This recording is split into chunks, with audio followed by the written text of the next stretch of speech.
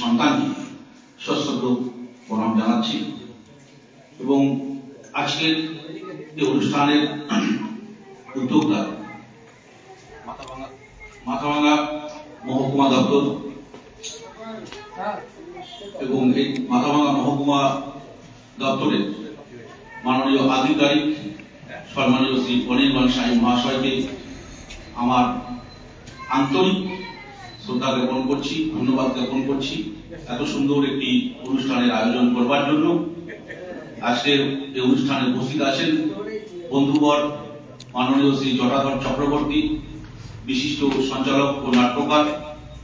আজকের এই অনুষ্ঠানে উপস্থিত আছেন মাননীয় তাপস পাল, বিশিষ্ট সাংবাদিক, মাননীয় উৎপল অধিকারী, বিশিষ্ট সাংবাদিক, অফিসিয়ালস যারা রয়েছেন মাননীয় রঞ্জিত দা, বিকাশ দা সহ অন্যান্য আধিকারিকরা যারা রয়েছেন, অফিসিয়ালস যারা রয়েছেন, এবং আমার সামনে উপস্থিত আছেন অত্যন্ত স্নেহের লাজরূপা ভদ্র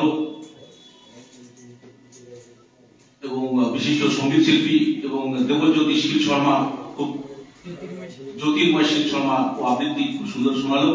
প্রত্যেককে আমি শুভেচ্ছা জানাচ্ছি। নেতাজি সম্পর্কে বলতে গেলে তো সারাদিন চলে যাবে, তো সেটা বলবো না, আমি 1-2 মিনিটেই শেষ করবো, যেহেতু আমাদের আরো অনুষ্ঠান রয়েছে। আমরা প্রত্যেকে জানি যে নেতাজি সুভাষচন্দ্র শুধুমাত্র একজন দেশপ্রেমিক ছিলেন না, ছোট থেকেই তিনি ছিলেন একজন অত্যন্ত মেধাবী সন্তান। আইসিএস পরীক্ষায়, তদানীন্তন আইসিএস পরীক্ষায়, ইন্ডিয়ান সিভিল সার্ভিস পরীক্ষায় 4র্থ স্থান পেলেন। পাওয়ার পর তিনি ইংরেজ শাসককে বললেন, sir, I will not join the job. ইংরেজ আধিকারিক তিনি অবাক হয়ে গেলেন, বললেন, why? What are you saying? Yes, sir. I will not join the job. I will fight for my motherland. Official আধিকারিক বললেন, ওকে, তিনি জবটা নিলেন না।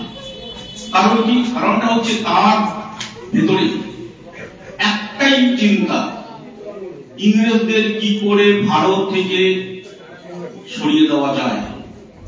যে ভারতবাসী যে দুঃসহ যন্ত্রণা ভোগ করছে, যে অত্যাচার, নির্মম অত্যাচার, নির্মম বঞ্চনার শিকার যে ভারতবাসী, সেই ভারতবাসীকে কি করে স্বাধীনতা এনে দেওয়া যায়, সেই চিন্তা তাকে কুড়ে কুড়ে ধুসাচ্ছে। ভারতীয় জাতীয় কংগ্রেসের দুবারের সভাপতি তিনি নির্বাচিত হলেন। গান্ধীজির সঙ্গে তার মতবিরোধ শুরু হয়ে গেল। কোন জায়গাটা? একটা জায়গায়, সেটা হচ্ছে তার গান্ধীজির যে নীতি, যে আদর্শ, অহিংসা এবং সত্যাগ্রহ, সেটাকে নেতাজি কিছুতেই মেনে নিতে পারছেন না। তিনি ভাবছেন যে ইংরেজদেরকে সশস্ত্র আন্দোলন ছাড়া ইংরেজদেরকে কোনোভাবেই ভারত থেকে বিতাড়িত করা যাবে না। অথচ গান্ধীজি হাঁটছেন অহিংসার পথে। এই সংগ্রাম ছাড়া কোনোভাবেই ইংরেজদের ভারত থেকে সরানো যাবে না। সেই জন্য তিনি কি করলেন? জাতীয় কংগ্রেস ছেড়ে দিলেন, নিজেই ফরওয়ার্ড ব্লক নামে একটি দল গঠন করলেন। ইংরেজরা তাকে কারারুদ্ধ করলেন, 11 বার তাকে কারারুদ্ধ করেছেন এবং তিনি যে জেলে বন্দী ছিলেন, আমরা যদি কেউ যাই আন্দামানে দেখবো সেলুলার জেল, 11 বার তিনি বন্দী ছিলেন। তার উপরে নির্মম অত্যাচার হয়েছে, কিন্তু দেশপ্রেম তিনি ছাড়েননি। তার একটাই মন্ত্র, দেশকে ভালোবাসা এবং দেশবাসীকে কি করে স্বাধীনতা এনে দেওয়া যায়, তার একটাই চিন্তা।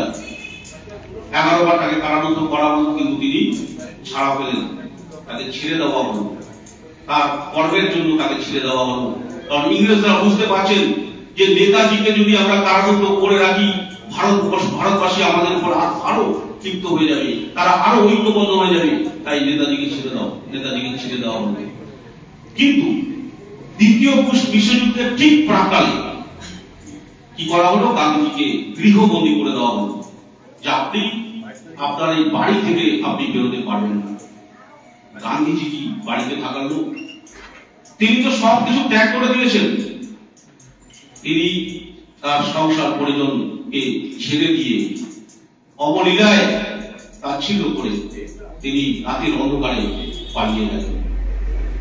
সোভিয়েত ইউনিয়ন, জার্মানি, জাপান তিনি চলে গেলেন। জার্মানির সহযোগিতায় সেখানে আজাদ হিন্দ বাহিনী গঠন করলেন ইংরেজদের বিরুদ্ধে লড়াই করবার জন্য। এইভাবে তার যে জীবনটা সংগ্রামের মধ্য দিয়ে চলে গেল। পরবর্তীকালে আমরা দেখতে পেলাম যে নেতাজি কি করে মারা গেলেন তার কিন্তু কোন রকমের তথ্য আমাদের কাছে আজও ঠিক মতো আমরা পেলাম না। ভারত সরকার মুখার্জি